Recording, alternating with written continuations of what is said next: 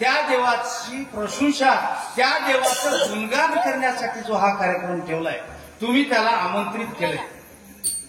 मग आमचे चक्रधर स्वामी असतील, तिकडे आमचं विश्वास बाबाचं मंदिर आहे, ते भगवान चक्रधर स्वामी असतील, आणखी दत्तात्रय प्रभू असतील, आणखी मला माहित नाही मारुतीरायकर आहे, ह्याच्याशिवाय किती मंदिर आहेत हे मला माहित नाही. तुम्ही गाववाल्याने त्यांना तिथं आणलंय ना. ज्या वेळेला त्याचा कार्यक्रम असतो, ज्या वेळेला त्याचा उत्सव असतो, त्यावेळेला आपण झोपणे तो एक दोषच आहे. कसा दोष आहे? उदाहरणार्थ मला तुम्ही या म्हणला घरी, आता आम्ही आल्याबरोबर आम्ही मांजरमकर रावसाहेब पटेल प्रल्हादजीच्या दोघांच्या घरी गेल्या. आता घरी गेल्यावर तर प्रल्हादजीच्या घरी शेव आले होते, पण आज एकादशी शेव गेला. आमच्या मांजरमकर काकूच्या घरी गेले, तिथं आता एकादशी आणलं ना, बासुंदी दिले, बासुंदी बी आणले, त्या शेंगदाण्याचा लाडू बी आणला आहे ना, एक गिलास दूध बी पिला. एकादशी नव्हतं, काहीच जमणार ना. हा 3 पट. ऐका, एखाद्याला मला आमंत्रित केलं किंवा तुम्हाला मी आमंत्रित केलं, तुम्ही माझ्या घरी येणार, ह्या वेळेला या, त्यावेळेला मी पैलवान गायब आहे, मी घरी नाही, काय वाटेल तुम्हाला? नाराज वाटेल? नाराज वाटेल ना चर्मन साहेब? नाही वाटणार. जसं तुम्हाला मी बोलवल्यावर मी घरी नाही, हे जसं नाराज वाटतं, त्या पद्धतीनं माझ्या भगवंताच्या दाराचे कार्यक्रम आहे, इथं असेल की तिथं असेल, लक्षात घ्या. जिथं गाव बाबा, तसं तर सगळे सण आपण साजरे केले पाहिजे. ऐपत असताना ते सण साजरा न करणे, उदाहरणार्थ गोकुळाष्टमी आहे, सगळे ऐपत आहे, गरिबी असेल तर आजकाल तर सहसा बरेच लोक, ते काळ आमचा काय आपला काळ आपल्याला माहित आहे, आज आपला आपण बरे आहेत. त्या सगळी ऐपत असताना त्या भगवंताचा उत्साह साजरा न करणे, तो बी एक दोषच आहे. म्हणून सांग, भगवंताचं चिंतन करा. मग हे जे तुम्ही मी करताय हे काय आहे? भगवंताचं गुणगान करा. विठ्ठल विठ्ठल विठ्ठल काय? विठ्ठल टाळ विठ्ठल तोंड विचार, विठ्ठला विठ्ठल विठ्ठल काय म्हणतात? जगद्गुरु तुकोबारायांचं कुलदैवत आज एकादशीच्या निमित्तानं हा आपण घ्यावा लागतं, म्हणून मी निवडलाय. लक्षात घ्या, नाहीतर उपदेश केला असतो तुम्हाला, असं वागा तसं वागा, याच्यातून मी खूप सांगतो. पण विठ्ठल विठ्ठल विठ्ठल हे काय? काय विठ्ठल? ऐका, विठ्ठल टाळ विठ्ठल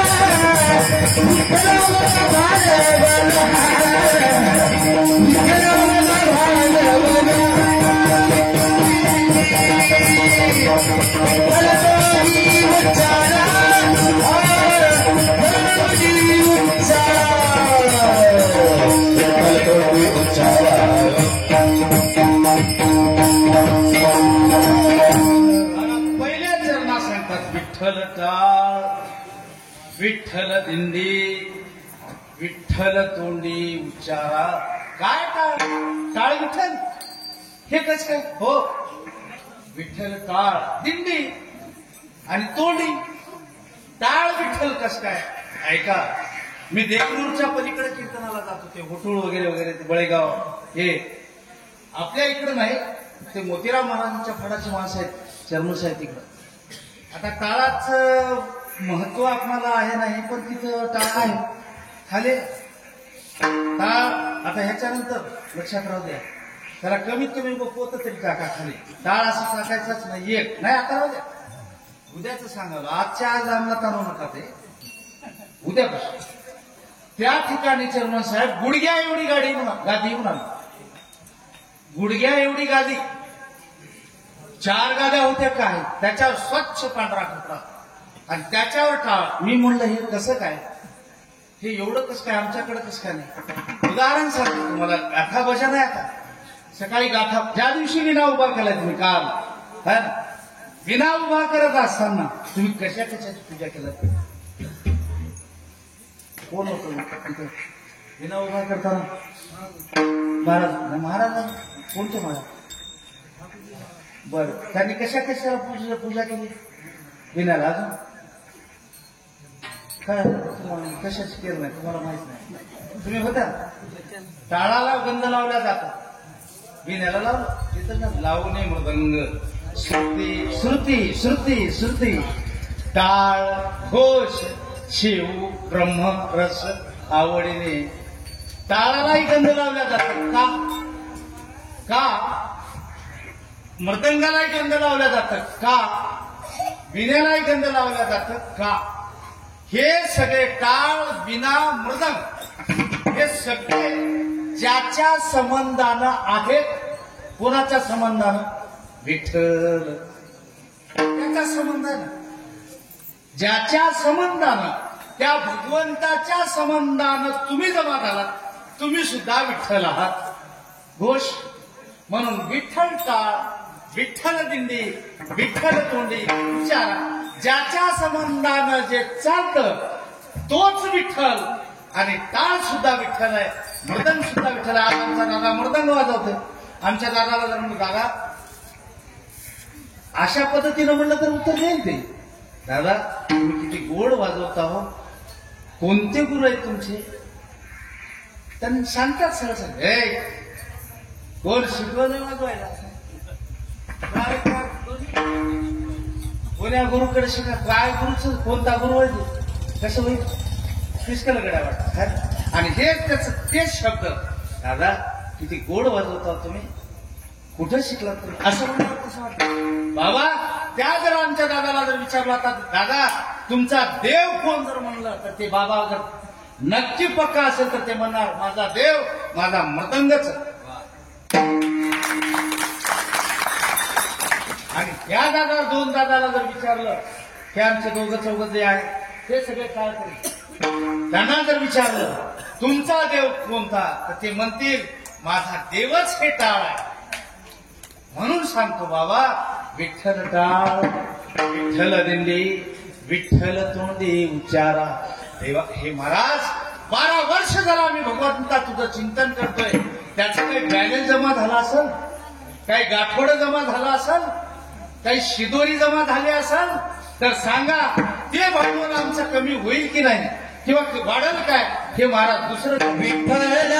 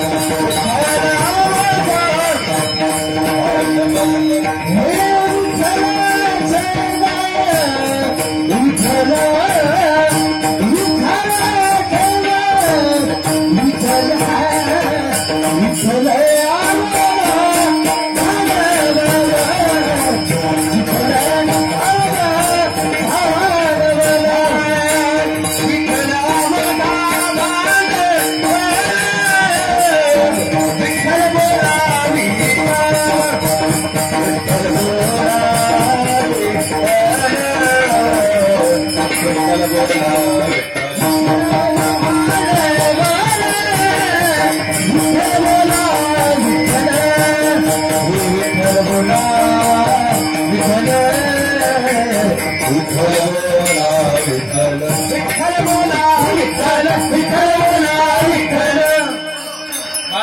चरणात सांगतात सगळं विठ्ठल आहे. काही हरकत नाही. जे जमा झालेलं 12 वर्षाचं भांडवल, जे आमच्या माया, आमचे दादा आषाढ महिन्यापासून मला वाटतं चातुर्मास तुम्ही पहाटे 3 वाजता आमच्या चक्रधर आमचा म्हणजे माझा नाही आहे ते तुमचा आमचा सगळा. तुम्ही म्हणाल तुम्ही तिथं राहता मला आमचाच म्हणाले का? नाही बाबा, तुमचा आमचा. जे माझ्या चक्रधर स्वामीच्या मंदिरात तुम्ही सगळे माया, सगळे दादा आमचे रात्री 2ला उठतात महाराज. 2ला हे रात्री 2ला आणि 3 वाजता इथून निघतात. पहाटे 4च्या आरतीला तिथं त्या आमच्या चक्रधर स्वामीच्या मंदिरात हे सगळी मंडळी तिथं राहत. आणि पुन्हा आमची सकाळी इथे येऊन शेतातलं काम. आपण काय क्लास 1 क्लास 2 किंवा ऑफिसर असे नाही. शेतामध्ये आपल्याला काबाड कष्ट करावं लागतं. त्या रात्रीची आंघोळ इमानदारीने सांगतो ते बॅलेन्स आहे, ते गाठोडा आहे, ते तुमची शिदोरी आहे, ते तुमची तिजोरी आहे. कोणी फोडू शकणार नाही त्याला. तेच तुकाराम महाराज सांगतात, विठ्ठल अवघा भांडवला, विठ्ठल बोला विठ्ठल. भांडवल आहे ते तुमचं गाठोडा आहे. कोण घेऊ शकतं? ऐका, तुम्हाला आठवणीतनं सांगतो. दोघं भाऊ होते, शंकरराव चर्मन साहेब, दोघं भाऊ पैलवान. बरं, वेगळं तर जन्मताच वेगळं आहेत. कधी ना कधी तर वेगळं व्हावंच लागणार. त्याच्यामुळे वडून वडून वडून तोड देतो ओढायचं नाही. सोयीनं चाललं, सोयीनं ठीक. सुटलं तुटलं. जे होईल ते होईल, तिथे काय राहिलं. हा ऐका, 2 भाऊ कधी ना कधी वेगळे, एके दिवशी वेगळं ठराय. कसं तर बारकीची वारी राहतात. मी बारकाच आहे, अर्धा लक्षात. माझ्यापेक्षा दादा मोठे आहेत. तुम्ही पैलवान लहान आहेत, शिवारी. हा, लहान म्हणजे थोडस जरा राहते. बरं, राहते स्वतःची अक्कल राही ना. बारक्याला स्वतःची अक्कल राही ना का? त्याला असलं लावून देणार ना. आधी काय काम करून मला हा, त्याला पेटीच येतो.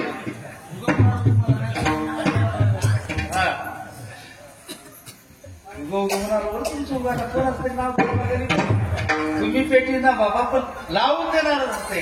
काय काम करून मराला त्यानं रोजनाशी नायगाव, मुंबरी, धर्मावर काय खिचडीन, काय भजन, काय ते. आणि तू उठली शेतात मरालास कस करू? काय वेळेला आपला नवरा बायको आणि एक किती लागणार आहे तुला? मग कस करू? काय करायला? एका दिवशी आपला पटतेच. बारक्याला 100% पटतेच. डोकंच राहणार. बरं, कोणती गोष्ट स्वतःच्या मनानं नाही. मी लहान असल्यामुळे मला जर जोर आहे बोलायचा. हा, मी सुधरू दिलं नाही दादा. मी वेगळा झाला. रोडचं मला, आंब्याचं शेत मला, गावाच्या जवळचं मला, आणि सगळी वाटणी उचलताना बारक्याला अधिकार राहते. एक विषय, तुम्ही लहान, तुम्ही वडील, तुमचंही असंच होईल. त्या मोठे आमचे रावसाहेब पडले तिथे. काकू त्यालाच म्हणलं, मोठ्या माणसाचं काहीच नाही ना. ऐकत बरं, त्याला काही बोलता येईना. ते बोला तर ते म्हणतात आता राहू द्या की पटेल, आता काय करावं. बारक सपादनीमध्ये त्यांना हजामतच करते मला बारक. चला ठीक आहे, वाटली ना ठरली. मग ठरल्यानंतर सगळं शेत घेतलं, घर घेतलं, जे असं त्याच्या वाटण्या झाल्यानंतर सगळे घरातले भांडे कुंडे सगळे आमचे बाबा हे घेतले अर्धे. त्या बारक्याला सांगितले, सगळे पंच जमा झाले. दोघा भावाला सांगितलं घरामध्ये जा, जे घरात असाल ते घेऊन या, नसेल तर नाही म्हणून सांगा. आम्हाला घराला जायला आमची कामं आहेत. पंच सांगले. पंच माहित आहे? पंच माहित? पंच कशाला म्हणतात? ग्रामपंचायत मध्ये कागदाला भोकं पडणार आहे ना का पंच? पंच हो, ये बोलणारे पंच नाही. त्याचं काम काय राहते दादा? छिद्र पाडणे, भोकाड पाडणे, घर फोडणे, हे कागद फोडणे, घर फोडणे म्हणालो, चुकून बोललो है ना. ते पंच महाराज दोघे भाऊ घर बघून आले.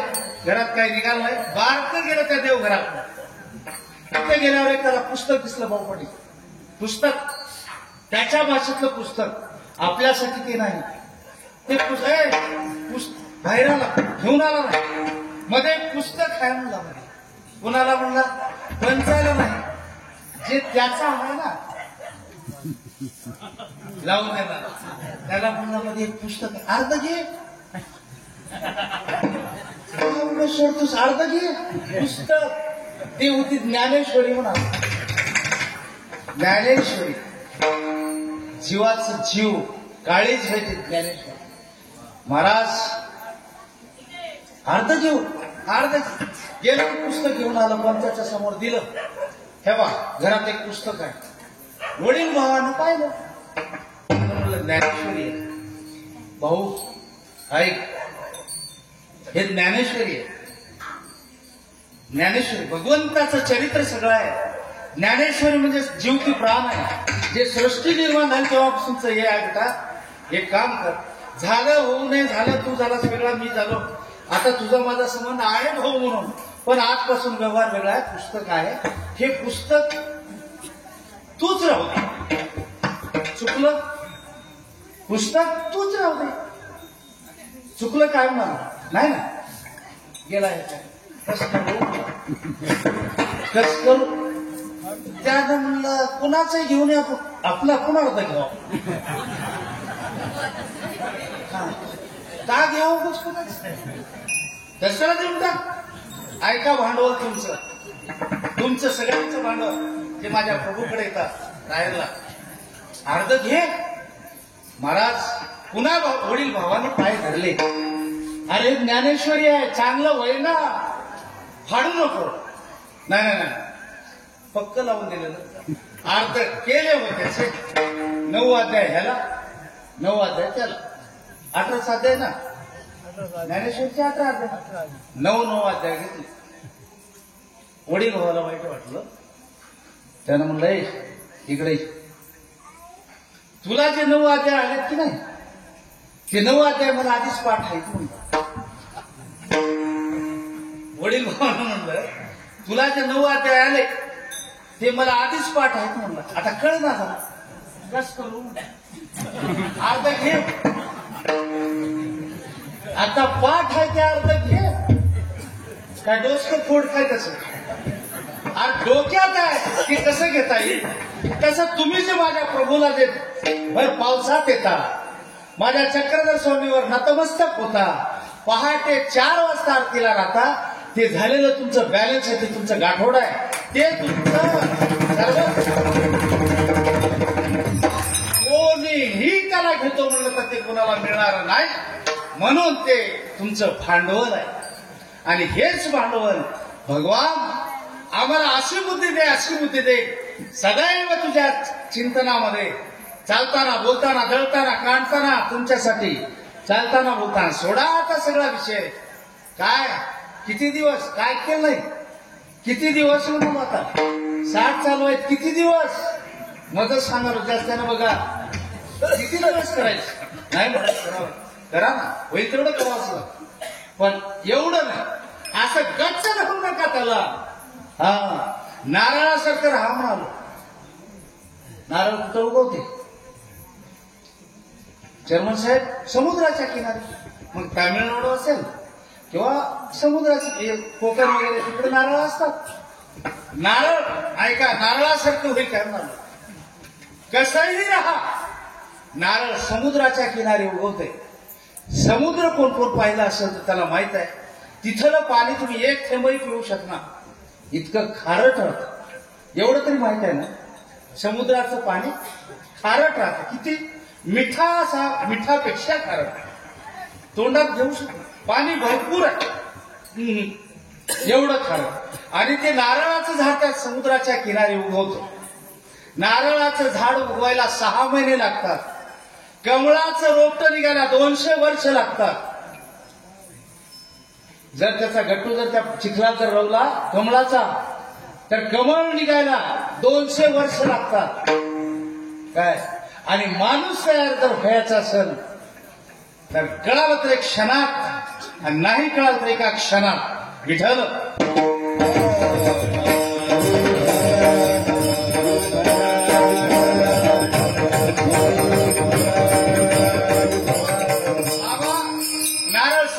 समुद्राच्या किनारी खारट पाणी घेतं, सगळं घेतं खारट पाणी, पण नारळामधलं पाणी कधी खारट लागलंय का?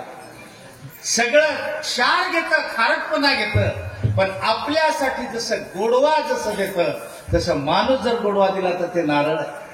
त्याच्याशिवाय सांगतो तुम्हाला, नारळात पाणी आहे, गोड पाणी आहे. समजा तुम्ही नारळ नाही फोडलं, उघड ठेवलं घरी, ज्या बरं ते जे मधलं खोबर आहे, कवटीला खोबर धरलं की खोबर कवटीला धरलं. तुला कशाला बोलायचं सांग की मी की तूच आहे ना, तेवढा विचार आम्हाला कशाला करायला तूच गडग्या आहे ना. ऐका बाबा, खोबर कवटीला धरलं का कवटी खोबराला धरली?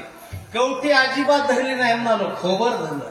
जोपर्यंत पाणी आहे, जोपर्यंत मनात आशा आकांक्षा सगळं आहे, जोपर्यंत मनात आहे, इच्छा आहे, ती पाणी आहे, पाणी रूप आहे. जोपर्यंत पाणी आहे तोपर्यंतच खोबर कवटीला धरतं.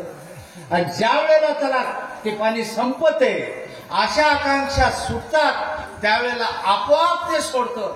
6 महिन्यानंतर पाणी संपल्यावर त्याला फोडा, त्याच्यातला गंडून निघतो ना, ते काय खोबळा, गोल खोबळा, टप्पर एकीकडं गोळा एकीकडं राहते. म्हणून जमल का एवढं आपल्याला व्हायला? जमल? आशा मरेपर्यंत राहिलं नाही, मरेपर्यंत. महाराज आजामेळाचा दृष्टांत मी काल सांगितलंय. राजा आजामेळा, रात्रंदिवस भजन करणारा, ब्राह्मण कुळात जन्माला आलेला, एवढा चांगला आजामेळा, रात्रंदिवस भजन नाही, नाक खराब लागला, ते नको ते ना नव्हे आणून ठेवलं तरी 2-4. हा, भजन माहित नाही, कीर्तन माहित नाही, काहीच माहित नाही. की बाहेरची वेशा दिंडी आली, आपल्या इथे दिंडी आली होती, मला माहित आहे. आमचे रावसाहेब वडील होते, आमचे प्रधान होते, त्याच्यातली बरीचशी मंडळी आहे, आमचे पाटील होते. खाली आपल्या मालीपाटलाच्या खालीमध्ये सगळे संत मिळाला बघा, दिंडी आली, फार मोठी. जेवायलाही मला आजही चव आठवते, ती इतकं सुंदर जेवायला. तसं मानभावाची चांगलीच खायला करतात. तुम्हाला सांगायला ना, अष्टमीच्या दिवशी गोकुळाष्टमीला गावात येऊन तुमच्या घरी जेवायची गरज नाही. त्या जालनेकरच्या घराच्या खाली बसलं तर सगळ्या गावचा वास आला तरी त्याचं पोट भरतं. इतकं खमंग राहते. ते असं ते सांगावं लागणार महाराज. तर ते दिंडी कशी आली, दिंडी वाजत गाजत आली. ज्ञानोबा माऊली तुकाराम,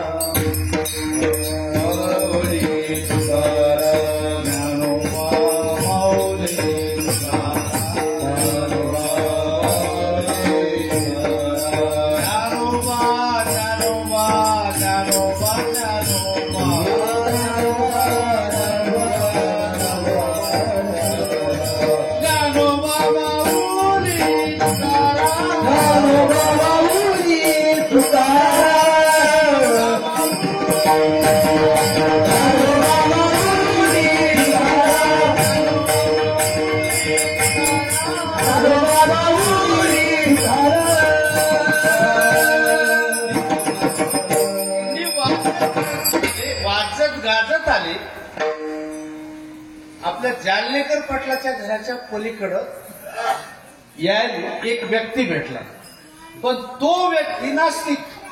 त्याला ह्या सप्त्याचं, ह्या टाळकऱ्याचं, ह्या वाजवणाऱ्याचं हे तुमचं काहीच देणं घेणं नाही. तसला माणूस भेटला. विचारणारे त्याला विचारले, बाबा गावात राहायसारखं चांगलं घर वारकऱ्याचं कोणाचं आहे का? ते होतं आधीच खराब. त्यानं म्हणलं यायची चांगली उधळपट्टी करायसारखं घर कोणतं आहे? ते आजामेळाचं घर. निघाले महाराज, सांगितलं सर खरं होईल ना रे, ते शिकलंय की नाही? हा महाराज जा, आजामेळा म्हणून गावात घर आहे, ते वारकरी आहे, जा त्यांच्या घरी. महाराज हे दिंडी घेऊन घरी आले, बायको घरी होते. ऐका, त्या अवस्थेत असणारी बाई, तिला कळालंय, ऐका बापटी, आल्याबरोबर विचारलं, आई साहेब आजाबळा घरी आहे? त्याने म्हणले नाही. कुठे गेलेत माहित नाही. काय काम होतं? काही नाही, आम्ही वारकरी आहेत, आम्ही तीर्थयात्रा करत चाललो तीर्थयात्रेला. म्हणलं आता संध्याकाळ झाली, संध्याकाळची काही व्यवस्था असेल तर. त्यांनी म्हणले महाराज त्यांनी घरी नाही, पण हात जोडले त्या बाईला, नमस्कार केला. पूर्वीच्या 9 मुली तिला आणि 10व्या मुलगा झालेला. हे पोटात आहे 10. गरोदर आहे ती स्त्री. वाकून नमस्कार केला. म्हणले महाराज मला कळतं, माझ्या माहेरी माझी आई आहे. आईने मला लहानपणी सांगितलं होतं की दारी आलेल्याला बिनमुख पाठवू नये. आपल्या दाराच्या समोर जर कोणी आलं तर त्याला कमीत कमी पाणी पाजून तरी पाठवावं. हे माझ्या आईनं सांगितलंय. मला कळतं, पण महाराज माफ करा, मी वेश्या आहे. माझ्या अशा नासक्या, माझ्या अशा नीच, मी अशी अमंगल आहे आणि माझ्या हाताने तुम्हाला मी जीव घालत नाही. हे सगळे शिष्य ऐकत होते. आता महाराजांसोबत असलं नाही. महाराज म्हणले ठीक आहे, प्रभूची इच्छा असेल तर नक्की त्यातून एखादी आजचा दिवस उपवास, आज एकादशी आहे, उपवास घडव अशी त्याची इच्छा असेल राहिलं. महाराज दिंडी इथून आपल्या चक्रधर स्वामीपर्यंत गेली असेल, इथल्या मंदिरापर्यंत. बाईला वाटलं की माझं चुकलं त्याने, तरी विचारून पाहते. मी देऊ शकत नाही भिक्षा, हे मला माहित आहे, मी अमंगल आहे, पण मी स्वयंपाक करून जरी खाऊ घालला गेलो तरी विचारायला काय हरकत आहे का? महाराज पळत गेली बाई, ते थोडं लगबगीनं गेली. गेल्या गेल्या महाराजांना अडवलं, पायावर डोकं ठेवलं. महाराज मी अमंगल आहे, मी योग्य नाही, पण माझ्या घरचा कोरडा शिदा जमेल का? तुम्ही शिजून घ्या. चालते. महाराज थांबले. महाराज हे सगळे जे शिष्य होते ते म्हणायला लागले, हो महाराज तुम्हाला काही कळते का? अहो या तिनं तिच्या तोंडानं सांगते अशी आहे म्हणून, आणि तुम्ही पुन्हा म्हणते त्यांच्या घरी. महात्म्यानं सांगितलं, अरे हे तर सगळ्यांना सुधारतं. जो जे का रंजले गांजले त्याशी म्हणे जो आपले देव तेथेची, तोच साधू ओळखावा, देव तेथेची जाणावा. साधू महात्म्यानं म्हणला, आई साहेब चालते चला. महाराज घरी आले, कोरडा शिदा दिला. महाराजांनी ते शिजवलं, रात्रीला खाल्लं आणि रात्री लगे 10 वाजता भजनाला सुरुवात झाली. साधू महात्मे दिन रजनी हाची धंदा, गोविंदाचे पोवाडे. रात्र दिवस त्यांचा तेच आहे ना. बाबा भजन चालू झालं. रात्री 2 वाजता तो आजामेळा दरोडे घालून चोऱ्या करणारा वाघ रात्री मोठा दरोडा घालून आलेला. दरोडा ऐका उद्धार कसा होते. चोरी करून आला, मोठा दरोडा घातला श्रीमंत घरी, चोरी करून हे ओझ घेऊन आला घरी, आणि बघते तर घरी आमच्या घरी भजन. अन्याय झाला मुलांनी, भजन आणि माझ्या घरी हे कस काय? महाराज ते आलेलं गाठोड दिलं घरामध्ये ठेवून आणि म्हणले, कोण तुम्ही आणि भजन कोण तुम्हाला घरी या म्हणलंय. असं म्हणल्याबरोबर बायको जागी झाली. बायको मधून आली आणि अहो मी म्हणलंय भजन म्हणून. असं काय? किती ढिलं होती माणूस. बायको म्हणलं, बाप म्हणून द्या ऐका, माय म्हणून द्या ऐका ना. बायको किती सर्व 0 वर येते म्हणणार, इतकं मायनस पॉईंट. मी म्हणल्याबरोबर सोडून दिलं. ठीक आहे. मला सकाळ झाली, सकाळी चहा नाश्ता वगैरे वगैरे काय ते असेल ते असेल जे केलं, आणि जाता जाता त्या महात्म्याला सांगितलं, येतो आई, येतो अजामेळा, येतो आम्ही. ठीक आहे. अरे ही सगळी गोष्ट खरी आहे, पण रात्री आमचं जेवण झालं, आताही तू खाऊ घातला, त्या ताटाला काही रुपये 2 रुपये काही दक्षिणा लावला नाही है ना. आपण जसं तिथं उती केलं की महाराजाला देता ना, तसं काही लावला नाहीस तू त्या ताटाला. त्यानं म्हणलं, महाराज नशीब समजा, काय झालं, राहिल्या खाल्लात हेच खूप झालं. तुमच्याकडून काढून घातलं नाही, हे घेतलो नाही, त्याचा आभार म्हणा. माझ्याकडून कशाला अपेक्षा करता महाराज? त्या महात्म्यानं सांगितलं, हे ठीक आहे तू देनास पण मी देतो ते घे. घेशील? सांगा महाराज घेतो. आज्या वेळेला सांगितले काम कर. तुझी बायको गरोदर आहे, तिचं नाव नारायण ठेव. काही सोपं आहे, मला काही द्यायचं नाही घ्यायचं. ठेवतो म्हणलं. पोरग होते की हा फायदा असेल तरच बोलते माणूस. पोरग काय काय सांगू आता. हा रेगुनाचे लेकर. ऐका चर्मन साहेब, लेकरू बाळ व्हायचं नाही गेलं 2-3 वर्ष रडते माणूस. काय पोराचं सांगा रोग ना. व्हायचं नाही गेलं 2-3 वर्ष रडते म्हणा. आणि पोरग होऊन मेलं तर 4-5 वर्ष रडत नाही. हो देवानं असं करायचं नाही. असं वाटते किती वर्ष? 4-5 वर्ष.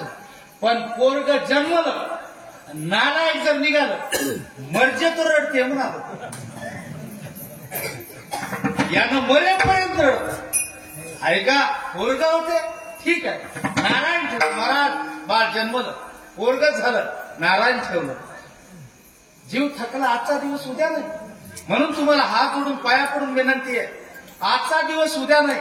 आज जवान आहे, उद्याला जवानी नाही. आज लहान आहे, उद्या तरुण आहे, उद्याला म्हातार आहे. त्यावेळेला मरण जवळ आहे. अरे रात्र झाली म्हणून आता रात्र आहे, आता कधी उजडणार नाही का? आज गरिबी आहे, उद्या श्रीमंत नाही का? म्हणून दुःखी होऊ नका. हात जोडतो मी तुमच्या. आलेल्या संकटांना तोंड देण्याचं सामर्थ्य ठेवा. नाराज व्हायचं नाही, भियायचं नाही. आजचा उजेड संध्याकाळ होणार आहे, होणार नाही. आता रात्र आहे, उजडणार नाही का मुले? उजडेल ना. मग का भियायचं? हे तर सगळा खेळ त्या निसर्गाचा आहे, माझ्या प्रभूचा खेळ आहे. म्हणून कधीही आलेल्या संकटाला नाराज नव्हता, कोणते तरी विचार डोक्यात आणायचे नाहीत. लक्षात घ्या. ठीक आहे, नारायण ठेवलं, थकला तो नव्हे. शेवटची घटिका मोजतोय. शेवटची घटका कळते ना? शेवटचा घटका काही कळ ना माणसाला. आपण म्हणतो बाजून खाली टाकलंय, पलंगात खाली टाकलंय, तोंडात पाणी उतरणार झालं, ही घटका मोजतो. हो आजा मिळा. पण हेही लक्षात घ्या, ज्याला 2 लेकर आहेत, ज्याला 3 लेकर आहेत, जरी 4 लेकर जरी असले तर सगळ्यापेक्षा बारक्यामध्ये जीव जरा जास्त राहतो. ऐका, बारक्यात जीव राहते. त्यांना यदा कदाचित पोत्यात बांधून गंगेत का टाकला, पण बारक्यातच थोडा जीव राहतो. नालायक किती राहते ना, शास्त्र आहे त्याला. ठीक आहे. मग महाराज थकला आणि मरणाच्या क्षणी सारखं नारायण नारायण नारायण नारायण नारायण. देवाला वाटलं आयुष्यात कधी देवाचं नाव घेतलं नाही. आणि शेवटच्या क्षणी आहे ना, शेवटच्या क्षणी कोण राजा? जड भरत राजा घालतो घातला वासरे,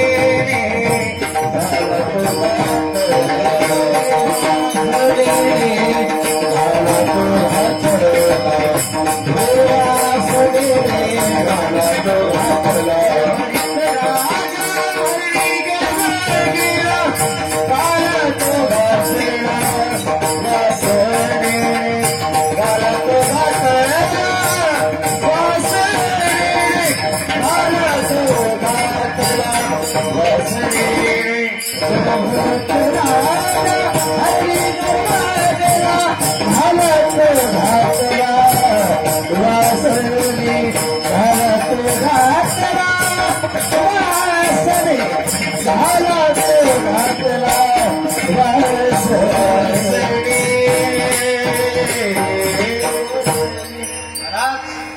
जड भरत राजा हरणे गर्भा गेला. काय घाला तो घातला वासनेचा. शेवटची घटका मोजतोय नारायण नारायण नारायण. तो बोलत होता आपल्या मुलाला आणि यमराज न्यायला आले. त्यावेळेला यमराज वाटलं की यानं इतकं भगवंताचं चिंतन करायला, याला कसा नेऊ. आलेला यम परत गेला. महाराज जे दूत आले होते यमराजाचे, जाऊन यमाला सांगितलं, देवा ते तर तुमचं नाव घेतंय नारायण नारायण. थकलंय, पोराला बोलवालंय. देवाला वाटलं माझं नाव झालंय. महाराज अक्षरशः यमराज आले नाही, देव आकाशातून विमान घेऊन आले आणि याला वर घेऊन गेल्यावर याने कुठंच नाही. त्यावेळेला त्याला विचारलं, तू एवढं भगवंताचं चिंतन केलास म्हणून तुला मोक्षाची प्राप्ती. कितीही घाणेरडे काम करा तुम्ही, झाले असतील चुकून, आता करा नाही. ज्या वेळेला चुकून झाले, जाणून बुजून झाले, नको नको ते झालंय, झालं गेलं, गंगाला मिळालं. वाहत पाणी थांबलेलं, काय थांबलेलं पाणी वाहत ते तीर्थ आहे ना, जे वाहते ते तीर्थ. आपण आयुष्यभर करतो ना, पाणी पितो ना, ते तीर्थ म्हणून. थांबलंय ते पाणी आहे. बाबा जे झालेलं झालं म्हणून आता तरी पुढे हाची उपदेश नका करू नाश आयुष्याचा. ठीक आहे, मग आमचं सगळं बाबा आमचं भांडवल आहे. विठ्ठल अवघा भांडवला, विठ्ठल बोला, विठ्ठल बोला, बोलायचंय. हरी बोला, हरी बोला, नाही तरी या बोला, व्यर्थ गडबडा करू नका. बडबड फायदा काय, व्यर्थ आहे ना, बोलायचं आहे. हरी बोला, हरी बोला, नाही हरी हरी तुम्ही म्हणारे सगळं, तेने माया जाळ तुमचं. महाराज एवढं अवघड आम्हाला येणार, काय येतं मग तुम्हाला? हरिमुखे म्हणा, हरिमुखे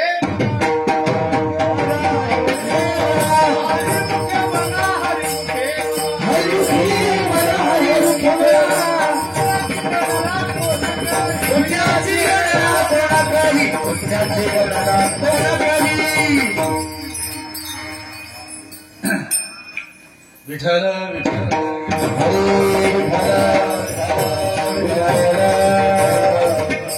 महाराज बोलायचं आहे. हरी हरी म्हणा, दत्ता दत्ता म्हणा, शिवशिव म्हणा, कृष्ण कृष्ण म्हणा.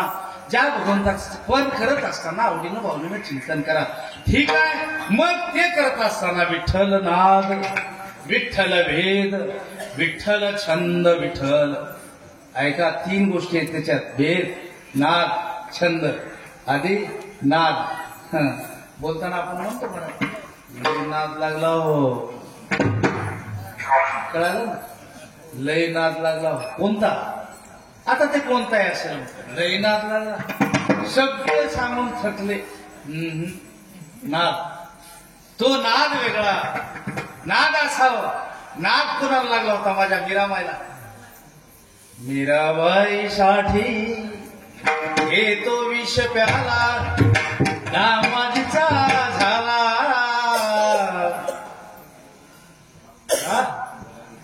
काय मीराबाईचं नाव? मीराबाईचं एक तारीवर भजन प्रभू साक्षात त्याच्या सोबत होते. अरे मूर्ती सोबत लग्न केलं, मूर्ती सोबत, मूर्ती कळाली तर मूर्ती. ठीक आहे, मीराबाईचा भजन नाव आहे, छंद नाव आहे. असा भगवंताचा नाद राहावा. भेद ह्यानं नाही, ते नाही. उच्च नीच काही नेने भगवंत, दिसते भाव भक्ती देखो न्या. त्याला भाव लागत नव्हे. विठू तुझ्या दरबारात नाही भेदभाव. कशाचा भेद? विठू तुझ्या दरबारात नाही भेदभाव. उच्च नीच काही, हळू, उच्च नीच काही रंग निराव. कोणी मोठा नाही, कोणी छोटा नाही. कोण? यारे यारेला, यारे यारेला. काय वांगडे असं मस्त म्हणा, मी म्हणणारच नाही, पण म्हणत असताना अहो तुम्ही बसून घ्या की, मला ते म्हणायचं नाही. सुरुवातीपासून मी काही बोलणार झालो, पण काय भांडवल असं बसण्याची पद्धत नाही. त्याला कळा तर लागेल. नाही म्हणत हो, म्हणत की नाही तुम्हाला कळत. विठ्ठल विठ्ठल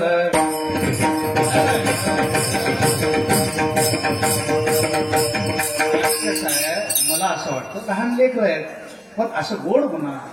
कलाकाराला पाहिजे, कलाकाराची किंमत काय? अरे कलाकाराची गाडी पाहिजे नाही, पण मी जे 8 वर्ष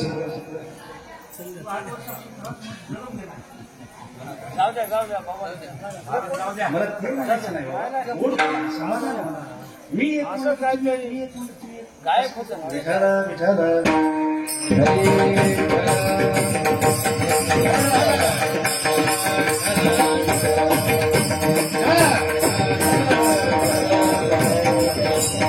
हरे कोणताच भेद नाही, कोणाला कमी समजायचं नाही. विठ्ठलनाद विठ्ठल वेद, विठ्ठल छंद, विठ्ठल छंद असला पाहिजे. रात्रंदिवस भगवंताचं चिंतन, भगवंताचा छंद, हा हरिनामाचा छंद, कृष्ण नामाचा छंद.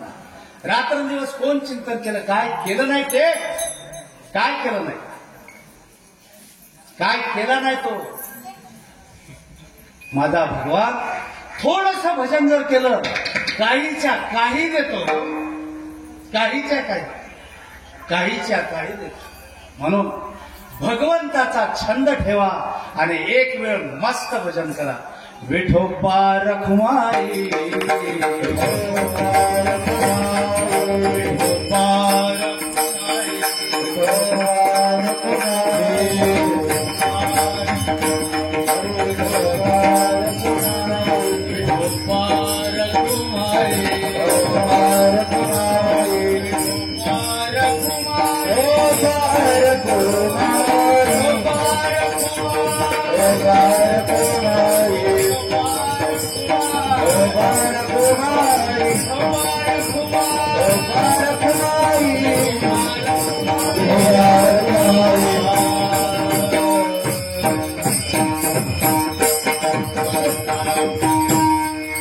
शेवटचं चरण सांगतात. काय विठ्ठल सुखा, विठ्ठल दुखा, विठ्ठल दुखया मुखा. विठ्ठल सुखात भगवंताचं चिंतन, दुखात भगवंताचं चिंतन. माणसाला कळालं नाही पाहिजे साहेब, माणसाला, पक्षाला कळालं म्हणा, पक्षाला. ते पक्षी लचके तोडून, लचके तोडून, लचके तोडून मांस खाणार. खाताना सुद्धा असं तोडून खाणार नाही, कचकन त्या मांसाला धरायचं, तोडायचं आणि मग खायचं.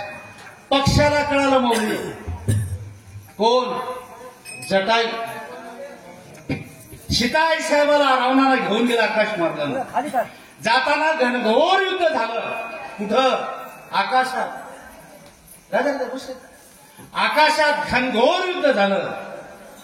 पक्षी हटना, जटायू हटना. रावणाला जर्जर जर्जर केलं आणि रावण विचारला त्याला, तू एवढा ताकदवान नाहीस पक्षी? म्हणले हो. कशावर? मलाही जटायू नव्हतं. गुरु कोण? तुझा देव. जय श्रीराम. आवाज दिला मला, तू श्रीरामाचा भक्त नक्की? हो. श्रीरामाचा भक्त? हो. शपथ? हो शपथ. तू खरं सांग, श्रीरामाचा भक्त आहेस? तुझं मरण कशात आहे? इमानदार होता जटायू, रामाचा भक्त होता. त्यानं सांगितलं, माझं मरण माझ्या पंखात आहे. त्यानं म्हटलं, तुझं मरण माझ्या अंगठ्यात आहे. मारायला सोपं जातं, पायाजवळ आला तोडायला सोपं जातं. रावणानं अंगठ्यात आहे म्हणल्याबरोबर महाराज पुन्हा लढाईला सुरुवात झाली आणि झडप जी मारली त्याच्या पायावर, त्याच क्षणी त्याचे दोन्ही पंख छाटले, दोन्ही पंख छाटले आणि विवळत पडला रक्ताच्या थारोळ्यात. आकाश मार्गाने सीताई साहेबाला घेऊन गेलं आणि रामचंद्र प्रभू फिरत फिरत त्या वनात आले. चला थांबले. आवाज ऐकू याला दुरून, श्रीराम जय राम, जय जय राम, श्रीराम जय राम, जय जय राम, श्रीराम जय राम, जय जय राम, श्रीराम जय राम, जय जय राम. भगवंताचं भजन चालू आहे. लक्ष्मण रायाने सांगितलं, लखनजी कहीं आवाज आ रहा है? हो भैया, आपका ही नाम का आवाज आ रहा है. बाजू में कृष्ण मंदिर है, उधर तो आवाज नहीं है. चलो. दोघं भाऊ त्या दिशेनं तिकडे गेले. जटायूचे दोन्ही पंख छाटलेले आहेत. सारखं भगवंताचं राम राम राम राम, श्रीराम जय राम, जय जय राम भजन ऐकलं महाराज. आणि त्या जटायूला उचलून घेतलं, मांडीवर घेतलं श्री रामचंद्र प्रभूंनी आणि विचारलं, अरे जटाई तुझी अवस्था हो कुणा केली? रावणा. कसं काय? आपल्या आई साहेबांना, सीताई साहेबांना माझ्या याच ठिकाणाहून घेऊन गेले, दिशा सांगितली या दिशेने. तो लंकेत घेऊन गेला, अशोक कोणाच्या दिशेनं. ठीक आहे, मग मी प्रसन्न आहे, सांग तुला काय पाहिजे? वाटल ते मार्ग मी देण्यासाठी तयार आहे. प्रभू काय तू आणि पंख माग, पंख दे, आणखी वाटल ते माग मी देण्यासाठी तयार आहे. त्यावेळेला मला त्याने एकच सांगितलं, मग पंख देता मी शेवटची घटका मोजतोय. प्रभू एवढीच इच्छा होती आयुष्यभर की तुमचं दर्शन व्हावं, आणि आता दर्शन झालंय. मी ऐकलं होतं की पंढरपूरहून तीर्थयात्रा, पंढरपूर आळंदी ते पंढरपूर तीर्थयात्रा जाते. रस्त्यात कुरुबदास असाच पडला होता, ज्याला हात नव्हते, पाय नव्हते, तो खड्ड्यात पडलाय. आणि त्यावेळेला तुम्ही त्या ठिकाणी गेलात, त्याला मांडीवर घेऊन त्याचा उद्धार केलात आणि मला म्हणता पंख देतो म्हणून. म्हणजे मी आणखी पंख घेऊन हेच करत राहू का? देवा, अरे मी तुझ्या मांडीवर आहे, आता मला कोणती आशा नाहीये, कोणती आकांक्षा नाहीये, एकच इच्छा आहे देवा, आता मी तुमच्या मांडीवर आहे. आता मला असंच मुक्ती द्या की त्या पठ्ठ्याचं वागणं आहे, पक्षाचं. म्हणून तुम्हा सर्वांना विनंती आहे, भगवंताचं चिंतन करा, जीवन कृतार्थ करून घ्या. आजचा दुसरा दिवस आहे, तसं माझा पहिला दिवस आहे, पण हुस माझा असल्यामुळं, माझा इलाका असल्यामुळं, या इकडच्या एरियाची झागिरी माझ्याकडे असल्यामुळं आहे ना. म्हणून चेअरमन साहेबांनी सांगितले, बाबा महाराजांनी काय अडचण आहे, थोडं पुढचं मागे, मागायला पुढे करा. मी म्हणलं कुठंही बसवा, रिकामाच व्हा. या 7 दिवसात मला वाटतं 19 कीर्तनच नाही, तर रिकामाच आहे. तर म्हणले दुसऱ्या दिवशी या, फोटो पहिल्या दिवशी तुम्हाला सगळे महाराज दिसत असतील. म्हणले मला आल्या आल्या सगळे रंगी बेरंगी कपडे वापरतात, तुम्ही का असले वापरतात? माझा रंगच वेगळा आहे. फेटा तसला का रंगी बेरंगी बांधणार नाही, ते नवं माझं काम, माझं नव्हे ते काम. ठीक आहे, आता एक वेळ मस्त मौलीचं भजन होईल, चाल होईल, आरती. कळालं? येतो माझ्या सगळ्यांना नमस्कार, सगळ्यांना साष्टांग दंडवत. भगवंताचं चिंतन करा, जन्माजन्माचं सार्थ करून घ्या. सगळं सगळं सगळं दिसतं ते सगळं मिथ्या आहे, माझ्या भगवंताचं नाव सत्य आहे. ज्ञानेश्वर माऊली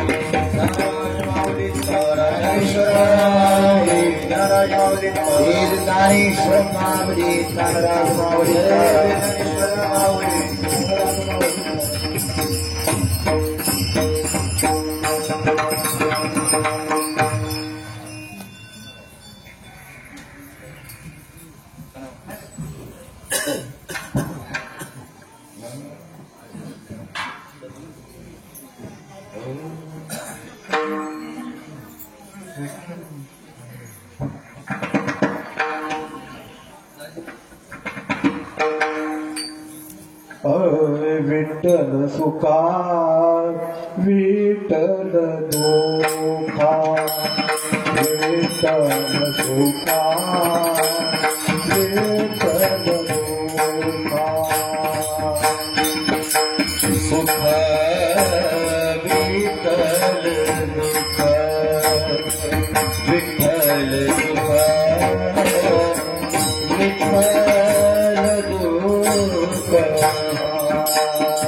विठ्ठल सुखा विठ्ठल दुखा, विठ्ठल सुखा विठ्ठल दुखा.